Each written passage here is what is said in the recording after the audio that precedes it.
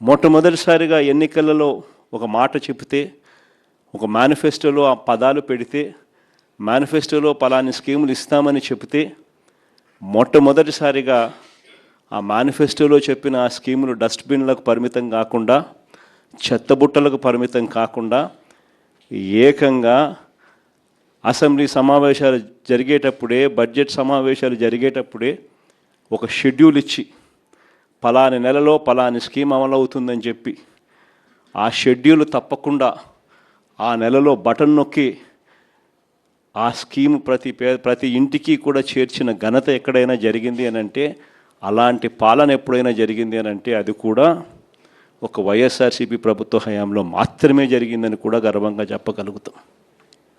నిజంగా ఇవన్నీ కూడా ఇంతకుముందు ఎప్పుడూ కూడా జరగల. కళ్ళ ఎదుటే కనిపిస్తూ ఉన్న సంస్కరణలు ఇవన్నీ కూడా.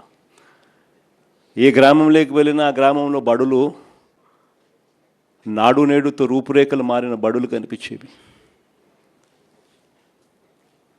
మొట్టమొదటిసారిగా బడులు ఇంగ్లీష్ మీడియం చదువులతో, టోఫుల్ అనేది 3వ తరగతి నుంచి ఒక పీరియడ్గా అమలుతో, నాడు నేడు పనులు చక్కగా జరిగి, డిజిటైజేషన్ ఆఫ్ క్లాస్ రూమ్స్ 6వ తరగతి పైచిలుకు నుంచి డిజిటలైజేషన్ ఆఫ్ క్లాస్ రూమ్స్ కూడా జరిగి, 8వ తరగతి పిల్లల చేతుల్లో ట్యాబులు కనిపిస్తూ, ప్రైవేట్ బడులు గవర్నమెంట్ బడులతో పోటీ పడే పరిస్థితి ఎప్పుడైనా వచ్చింది అని అంటే అది ఒక వైఎస్ఆర్సీపీ ప్రభుత్వ హయాంలో మాత్రమే జరిగింది.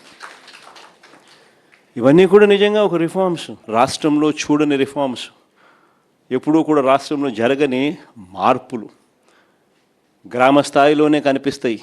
విలేజ్ క్లినిక్లు మొన్ననే మనం చూసినాం. ఉప ఎన్నికలు జరిగినప్పుడు ఎంపీటీసీ ఎంపీపీల ఎన్నికలు కానీ, మున్సిపాలిటీలు కానీ, జెడ్పీ చైర్మన్లు కానీ మన కళ్ళ ఎదుటే మనం అంతా చూసాం. మేయర్లు కానీ బలవంతంగా ఏ మాదిరిగా అధికార దుర్వినియోగం చేసి చంద్రబాబు నాయుడు గారు ఏ రకంగా దౌర్జన్యం చేసి, ప్రలోభాలు పెట్టి దౌర్జన్యం చేసి ఏ రకంగా ఎన్నికలు రిగ్ చేసే కార్యక్రమం చేస్తాడో మనం అంతా కూడా చూసాం. ఇలాంటి పరిస్థితుల్లో ఎన్నికలు జరుగుతూ ఉన్నాయి. నేను అందుకనే ఇక్కడ ఎన్నికల విషయంలో జాగ్రత్తలు తీసుకోవాల్సిన అవసరం చాలా ఉంది.